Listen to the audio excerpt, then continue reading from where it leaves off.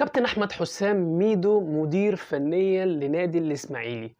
أحب أقول لجمهور نادي الإسماعيلي مبروك على الصفقة الجامدة ديّة. مبروك ليه يا عم أحمد؟ هاقول لك يا باشا، لإن الراجل دوّة حرفيًا هو اللي هيرجّع نادي الإسماعيلي تاني اللي إحنا عارفينه واللي إحنا بنحب نتفرّج عليه، الكرة البرازيلية اللي إحنا متوقعينها. طيب إزاي يا باشا كده؟ هاقول لك يا باشا، لإن مش ده نادي الإسماعيلي اللي إحنا مستنيينه. لمّا يكون نادي الإسماعيلي لاعب 9 مُطوشة ب6 نُقط، بصراحة عيبة أوي، أوي، أوي، أوي.